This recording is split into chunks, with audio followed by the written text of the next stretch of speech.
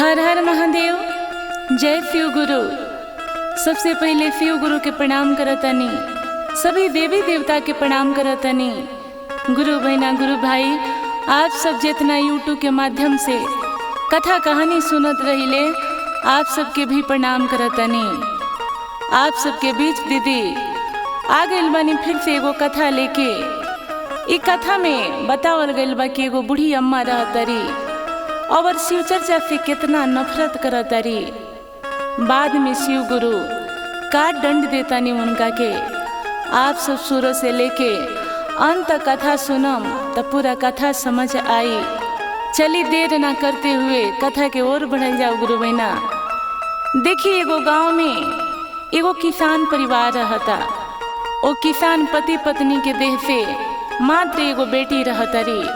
उनका सिवा वो लोग के कोई संतान दूसरा नहीं खे। गुरु बहना देखी किसान परिवार जे रहता, गरीब रहता, कमाता खाता, अपन घर परिवार चलता। देखिए लड़की जौन बिया 4-5 बरस के मात्र रहतिया। रोज खेले कूदे अड़ोसी पड़ोसी के घर अंगना चल जातिया। ए गुरु बहना देखी पासे में एगो मंदिर रहता। ओकरा में देखतिया कि लोग जाता, रोज भजन करता, शिव चर्चा करता।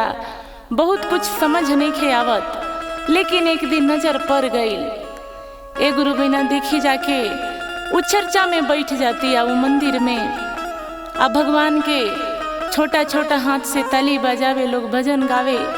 अब लड़की देखी खेलल छोड़ के गुरु बहना रोज के काम रहे कि मंदिर चल जाए, शिव चर्चा होखे या ना होखे, मंदिर जाए और वही जा बैठे भगवान के देखे। चर्चा उर्चा होके ओकरा में बैठ के अपन हाथ से ताली बजाए, प्रसाद मिल जाए, लेके घरे आ जाए। ए गुरु बहना देखी धीरे धीरे लड़की अब बड़ा होखत गई। माई बाप जे रहे वो अपना कामे धाम में इतना व्यस्त रहे कि वो चर्चा पूजा पाठ में वो जाता ना रहे। अब लड़की जे रहे शिव गुरु के शिष्या बन गई रहे, रोज पूजा करे, रोज पूजा करे। धीरे धीरे गुरु बहना लड़की सयान हो गई। बाप मतारी सोचल कि अब लड़की सयान हो गई तो शादी ब्याह कर देवल जाओ। शादी ब्याह के घर में चर्चा करे लागल। लड़की सुनतिया। लड़की अपना बाबूजी से कहल कि ए बाबूजी देखी कैसन को घर खोजब, अमीर गरीब सब चली, लेकिन हमार शादी वहाँ करब जहाँ लोग आदर भाव करत होके, झगड़ा झंझट से ना रहत होके, कमे कमात होके, बस शांति से रहत होके। बाबूजी कहले कि ठीक बाटे। अब अपना बेटी खतरा लड़का खोजे निकल गईले। 1-2 जगह गईले, पसंद ना पड़ल। कहीं बहुत ज़्यादा दान दहेज देवे के रहे तो कहीं कुछ ऐसे पसंद ना भइल। घूमत घूमत एगो परिवार में चल गई लड़का देखे। देखिए गुरु बहना उहो पति पत्नी से एगो बेटा और एगो बेटी रहे। बेटी के बियाह वो लोग पहले ही कर देले रहे। बेटा के बियाह करे के रहे। देखी घर में कमा धमा के लावे, कहीं रख दे, कहीं फेंक दे, जहाँ तहाँ अन्न दाना छिटात फिरे घर में। वो लड़का के बाबूजी सोचले कि हमार पत्नी बाड़ी, बूढ़ बाड़ी, इनका से काम काज तो उतना हो ना पावेला। बेटा के बियाह कर दे, हम पतोह घर में आ जाई। ई सब अपन अन्न पानी अपना हिसाब से रखे लागी, जोगावे लागी। लड़की के बाबूजी सब घूम के देखले कि हाँ परिवार ठीक बा, कितनो कुछ बात खाए के तो घर में कमी ना होई, अन्न पानी सब चीज ठीक बा। जवन भी लोग के बा जितना जाथा जमीन सब बढ़िया बा, पसंद कैले। घर अले गुरु बहना, घर अले, बतैले, दिन रखाइल। बड़ा धूमधाम से वो बेटी के शादी भइल। शादी जब भइले गुरु बहना लड़की के विदाई भइल तो लड़की अपना गोदी में शिव गुरु के फोटो लेके गई। फोटो लेके गई तो एगो घर में रख देलक, जवना घर में वो रहत रहे। 1-2 दिन जब बीतल गुरु बहना देखी सब मेहमान लोग अपना घरे चल गई तो अपना ही रूम में गुरु जी के फोटो रख के अब रोज उठे नहाए धोआए पूजा करे। ए गुरु बहिना देखी सास जे रहली उ पूजा पाठ के कोनो मतलब ना जानत रहली, कहियो कैले ना रहली। और सोचत रहली मन में कि अगर हम ना कमाइम तो भगवान का ला दी हैं, हम ना हाथ पांव चलाइम तो भगवान मुंह में खिया दी हैं। उनकर सोच ई रहे। ए लड़की रोज उठे गुरु बहिना, रोज नहाए। अब जौन जूरे मिले, कहियो मिश्री के भोग, कहियो केला के भोग, कहियो प्रसादी कुछ चढ़ा के प्रतिदिन भोग लगावे। एक दिन गुरु बहिना सास के नजर पड़ गई। अब सास जब देखली तो सोचत रही, अरे हमनी कमा धमा के जोगा के रखले बनी सन, आइल बिया सब चीज बिलवा दी। देखिए गुरु बहिना रोज लड़की नहा धोवा के आवे, आगे जौन भोग लगावे के जौन भी प्रसाद रखे फोटो के आगे रख दे, आंख बंद करके गुरु जी के ध्यान धरे। सास देखस कि अरे आंख तो बंद कैले बिया। ए गुरु बहिना झट से आवस आ बैठ के सारा प्रसादी खा जा, आ खा के चुपके से निकल जा। ए लड़की के जब आंख खुले तो देखे कि अरे प्रसाद तहले नहीं खे। लड़की बड़ा खुश होके देख के कि हमार प्रसाद शिव गुरु खातनी, बहुत खुशी के बात बाटे। बड़ा खुश होके लड़की अब देखी असही पूजा करत करत कुछ दिन बीत गई। अभी सास सोचा तरी कि मानी नाई पूजा करबे करी, हम प्रसाद खा जाता नहीं तब ही पूजा पाठ छोड़त नहीं खे। ए गुरु बहिना देखी एक दिन अली और फोटो उठैली, फोटो उठा के ले जाके कूड़ा कबाड़ में फेंक दियली। कहली कि हमरा घर में पूजा ना होई, कि कमा धमा के हमनी के लावत निसन, आ तू आके अपन मलिकाना चलावतारू, हई फोटो के पूजा करतारू। ई फोटो ना बोले वाला बा ना चले वाला बा, कथी ला के दी कि हमरा घर में पूजा पाठ कुछ ना होई। ले जाके गुरु बहिना बहुत बोल के और फोटो के कूड़ा कबाड़ा में ले जाके फेंक दिहली। ए लड़की जे रहली पतो बड़ा दुख भइल कि हम कैसन घर में आ गईनी। बाबूजी के कहले रहनी कि अमीर घर खोजिया चाहे गरीब, लेकिन देखिए लोग वहाँ के बढ़िया होखे। ए गुरु बहिना देखिए अब फोटो तक चल गई। ए लड़की तबो नहा के और हाथ जोड़ले मन में शिव गुरु के ध्यान धलेस कि हे गुरु जी माफ करब। करते करते देखिए अब सास से राय विचार करते करते एक दिन कहली कि आमा जी हम शिव गुरु के पूजा करी ले, रउआ फोटो तो फेंक दिहनी, मन करता कि घर में शिव चर्चा कराई। सास मना कर दिहली पहले, फिर कहली कि आमा जी पूजा पाठ कइल जाला ना तो घर में सुख शांति मिलेला और धन के कमी ना होखेला। रउआ शुरू से नहीं कैले ना, यही से रउआ नहीं बुझात कि शिव चर्चा एक बार हमरा के करे दे। कहली ए गुरु बहिना कि ठीक बना मनबू तो तू कर। अब सारा का कैली फल फूल मंगा के प्रसाद मंगा के आ रखले रहली। कहली कि अम्मा जी कुछ काम हम करतनी, कुछ रहुओ हमार हाथ बटा दी। कहली कि अरे बोला ना कौन ऐसन काम बा। कहली कि हम सारा तर तैयार करतनी ली पोत के सब राउर काम बाई है कि थाली में हम फल रखले बानी, रउआ बैठल बैठल पानी से धो दी, एकरे प्रसाद बनी, शिव चर्चा होई त। ए गुरु बहिना देखी सास जे रहली ले गईली फल के दौरी उठा के धोवे खतरा, ओकरा में ई हलवा बना के रख ले रहली प्रसाद चढ़ावे खतरा। ए गुरु बहिना धोवत गईली, जमन इनका बढ़िया बुझाए ओकरा में से खात गईली। धोवस खास हलवों में से खा ले रहली, कुछ छोड़ दे ले रहली, सारा प्रसाद के जूठ काट करके रख दिए ले रहली। देखिए पतोह जे रहली इनका कानो कान पता ना रहे कि सास कथी कैले बनी एकरा में। सब गुरु बहिना लोग गुरु भाई लोग शिव चर्चा करे आ गई, सब चीज तैयार हो गई। अब सब है आके बैठा था, चर्चा चालू हो गई। एगो गुरु बहिना रहली, इनका सास के कहली कि दीदी अरे हेने आके बैठी ना, उन्हें कहाँ जाता नहीं। कहतरी कि ना हम दुआरे बैठा तनी कि सब लोग अंदर जाके बैठो, चर्चा भजन करो, हम दुवरिया पर बैठ के सुनबो करम आ तनी घरवा देखबो करे। अब देखी चर्चा चालू हो गई, होखे लागल चर्चा। दुआरी पर बैठा रहली, वही बेरा शिव गुरु देखी एगो जोगी के भेष में आवतनी, साधु बाबा के भेष में। अंगना में चर्चा होता, ऐनी तो कहनी कि बेटा कुछ खाए के बा, खिला द, कुछ भिक्षा होके तो दे द। देखिए इतना खरूस सास रहली कि शिव चर्चा तो एगो कैसे कैसे मनले रहली। बैठा रहली दुआरी पर, कहतरी कि अरे हमरा घर में कुछ नहीं खे, मांगे चांगे आ गई बड़ा।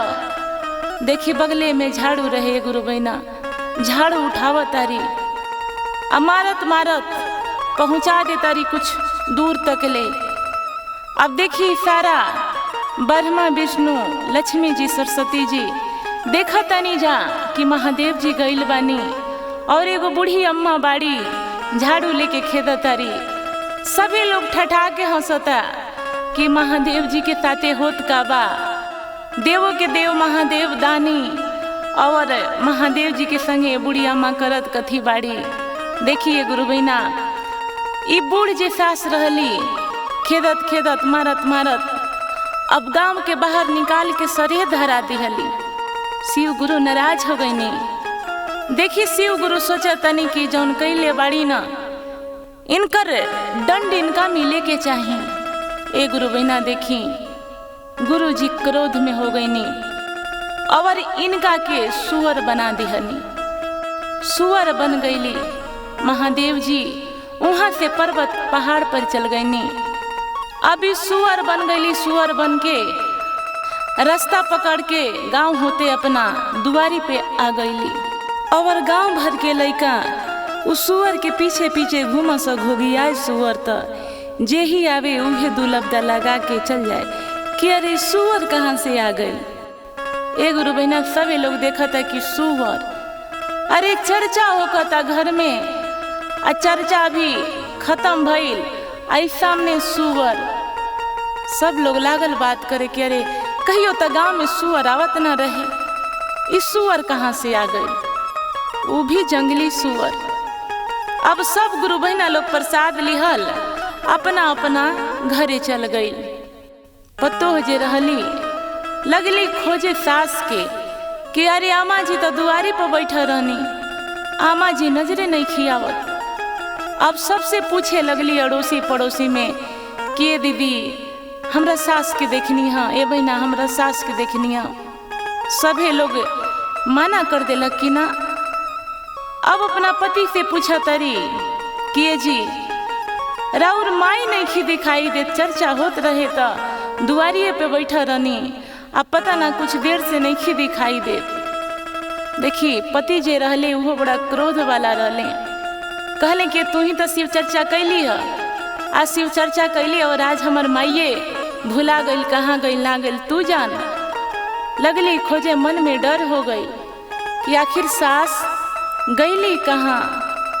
खोजे लगली गांव में जाके। गांव में एगो गुरु बहना से पूछली तो एक जानी बतैली कि हो हम तहरा सास के देखनी हाँ कि एगो जोगी बाबा डाला है, उनका के झाड़ू से लेके मारत खेदरत और यही महले के चल जात रही। एकरा आगे हम ना देखनी है कि का भइल है। ए गुरु बहना देखी अब बड़ा परेशान हो गईली कि हम पहला दिन शिव चर्चा कैले बनी ससुराल में, और आज के दिने हमर सास नहीं खी लापता हो गई बनी। लोग का कही बुझात नहीं खे कुछ। ए गुरु बहना हम देखी दिन बीते लागल। उस सुअर रोज जाए अपन एने उने जवन खाए के रहे खा पी के आए, आ रोज उनके दुआरी बैठे।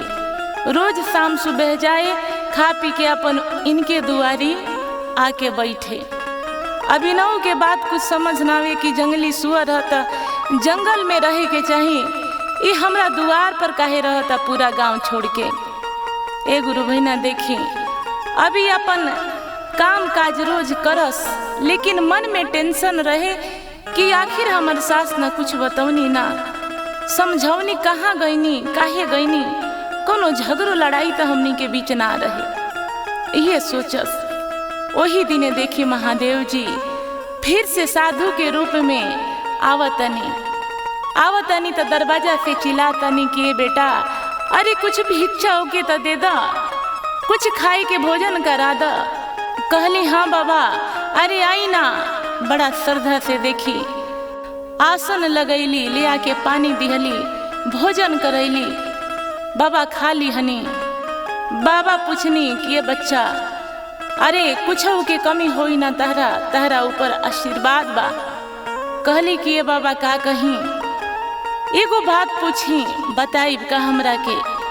बाबा कहनी क्या रे पूछो, कौन ऐसन बात है। कहली कि देखी ना, हम शिव गुरु के शिष्या हैं, हम शुरुए से शिव गुरु के चर्चा भजन करी ले।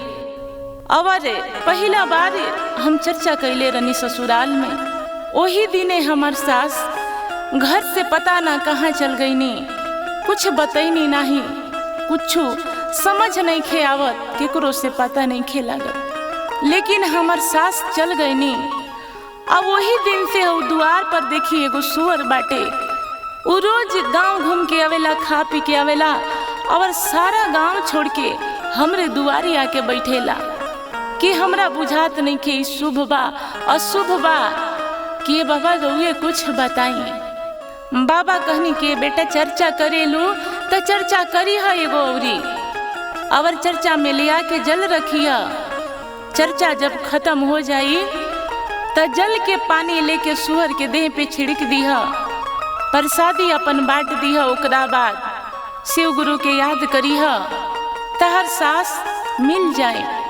इतना कहनी बाबा और चल गई नी। ए गुरु बहना पतोह जे रहली, ई पहला ही से परेशान रहली। इनका बुझाए कि हमार सास कैसा हूँ मिल जाई। कहली कि अब चर्चा कबो का करावे के बा, हम बिहाने करा ले। सारा सामान जुटैली ए गुरु बहना पूजा पाठ के। सब पड़ोसा में कह देली कि हमरा घरे शिव चर्चा बा, आप सब आई। अब देखी सुबह होके चर्चा शुरू हो गई, सभी लोग आए। चर्चा खत्म हो गई। जब चर्चा खत्म भइल तो सबसे पहले का कैली, गुरु जी के भोग लगा के और वहाँ जल जे रखा रहे, जल उठैली, ले आके सुअर के देह पर छिड़क दियली चारों तरफ। ए गुरु बहना देखी सुअर जे रहे उसास हो गईली। अब सब गुरु बहना लोग कोई प्रसादी ले लेना रहे, सब लोग इन्हीं के घर रहे, देखत रहे। अब सब देख के अरे ई तो इन्हीं के सास है, इतना दिन से सुअर कैसे बन के रहत रही है। पूछली जल छिटली सास से कि आमा जी अब तो हम नहीं जानत, ई रउए बताएम कि रउआ सुअर बन के रहत काहे रनी है, हमरा नहीं कुछ बुझात। सास कहली कि ए पतो, अरे हमरा से बहुत भारी गलती हो गई रहे कि हम पूजा पाठ कहियो मानत ना रहनी, हम कहियो कैले भी ना रहनी। तू पूजा करत रहलू तो हर प्रसादी चोरा के खा जात रही। जे दिन चर्चा कैलू हमरा के फल धोवे के देले रहलू, उ सब जूट काट कर देले रहनी।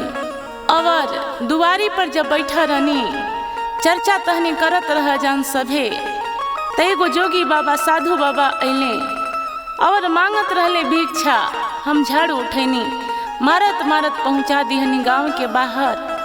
बाबा क्रोध में हो गईनी, उहे शिव गुरु रही, हमरा के सुअर बना दिहनी। हम सब समझत रहनी, देखत रहनी, लेकिन हम बोल ना सकत रहनी। घर चिन्हत रहनी, आके हम रोज रोज यही जा बैठ जात रहनी। ए गुरु बहना देखी पतोह कहली कि आमा जी रउआ के हम कितना समझनी कि पूजा पाठ कैला से घर में सुख शांति बरकत मिलेला। रउआ हमार ना सुननी, अब रउआ महादेव पर झाड़ू उठा ली हनी।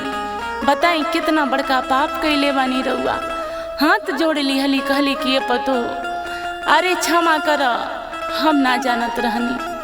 सब गुरु बहना लोग कहे लागल कि अरे शिव गुरु के जे शक्ति भक्ति ना जानत होके, वो ना जानत होके कि गुरु जी के प्रसादी जूठा काट कैला के ई दंड रहे, और गुरु जी पे झाड़ू उठा के मरला के ई दंड रहे। कि कबो भक्ति भजन ना कैनी कोनो बात नहीं खे, लेकिन इतना बड़ा पाप ना करे के चाहिए। सबसे माफ़ी मांगे लगली, पतों से माफ़ी मंगली, गुरुजी से माफ़ी मंगली कि हे गुरुजी हमरा के क्षमा करम, हमार भूल चूक के रहुआ माफ़ करब। प्रसाद बटात रहे गुरु बहिना, देखी सब शिष्या गुरु बहिना लोग सब प्रसाद लेते रहे। वही में फिर से बाबा एगो आ गए जोगी बाबा, प्रसाद मांगत रही। तब तक ये सास के नजर पड़ गई, ये पहचान लिहली कि उहे बाबा हई जौन बाबा के हम झाड़ू से मारत रहनी।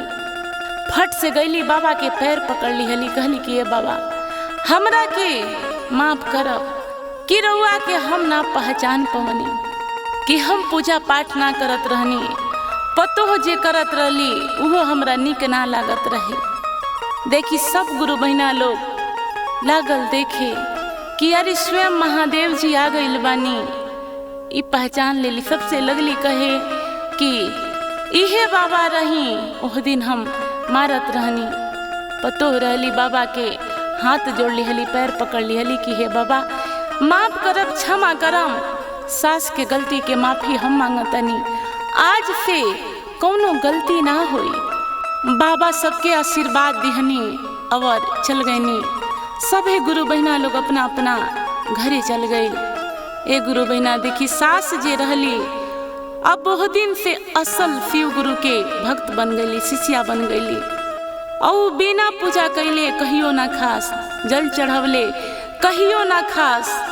देखी उनका घर में अब लक्ष्मी जी के वास हो गई, पूजा पाठ करे लगली और घर में इतना बरकत होके लागल, इतना पैसा कौड़ी आवे लागल, घर द्वार बन गई। कुछ दिन में बहुत सारा खेती बाड़ी हो गई, घर के हालत सुधर गई।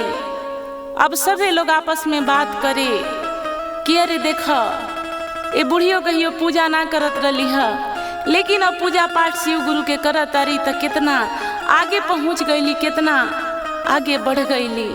यही कहल बा शिव गुरु के महिमा। अब देखी सासे पतो घर भर के लोग माने जाने लागल और हंसी खुशी सभी परिवार में रहे लागल।